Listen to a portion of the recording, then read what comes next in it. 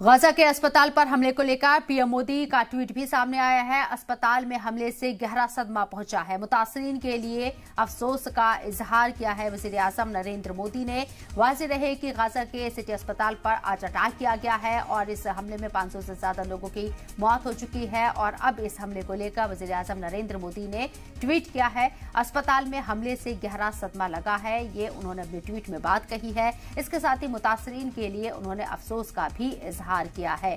जंग में सबसे ज्यादा नुकसान इस वक्त गाजा को होता हुआ नजर आ रहा है, फिलिस्तीनी आम लोगों का होता हुआ नजर आ रहा है, जहां मौत का आंकड़ा तेजी के साथ आगे बढ़ रहा है। और आज जिस तरीके से एक अस्पताल के ऊपर, सिटी अस्पताल के ऊपर बम गिराया गया इजराइल के जरिए, उसमें 500 लोगों की मौत हो गई है। और अब इस पूरे मुद्दे पर, इस पूरे अटैक पर वजीर आजम नरेंद्र मोदी ने भी दुख जाहिर किया है और साथ ही साथ ये भी कहा है अपने ट्वीट में कि बहुत दुख पहुंचा है अस्पताल को, जिस तरीके से टारगेट किया गया, इससे गहरा सदमा पहुंचा है। मुतासरीन के लिए उन्होंने अफसोस का भी इजहार किया। वाज़ेह रहे कि इससे पहले वजीर आजम नरेंद्र मोदी के जरिए जब ये जंग शुरू हुई थी तब भी एक ट्वीट किया गया था और इसराइल के साथ शहरों पर जब हमास ने रॉकेट से अटैक किया था, 5000 रॉकेट दागे थे, तब 1300 लोगों की मौत हुई थी। उस वक्त भी दहशतगर्दी के खिलाफ आवाज उठाई थी हिंदुस्तान के जरिए। उस दहशतगर्दाना हमले की मजम्मत की गई थी। और आज जब गाजा सिटी हॉस्पिटल के ऊपर बम गिराया गया है तो उसकी भी यहाँ एक तरीके से कंडम करने की कोशिश की गई है वजीर आजम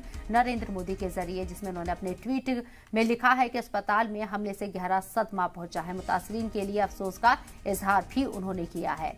हिंदुस्तान की हमेशा से पॉलिसी रही है, नीति रही है टू नेशन थ्योरी को सपोर्ट करने की, और हिंदुस्तान आज भी अपने उस आइडियोलॉजी पर मौजूद है, कायम है। इस बात का खुद यहाँ पर इस बात की तस्दीक अरिंदम बागची के जरिए की गई है। और अब जंग जिस तरीके से 12वें दिन और भी खतरनाक होती नजर आ रही है, जो बाइडेन यहाँ इसराइल के दौरे पर हैं, पहुंच चुके हैं, क्या कोई रास्ता निकाल पाएंगे, ये भी हमें देखना होगा।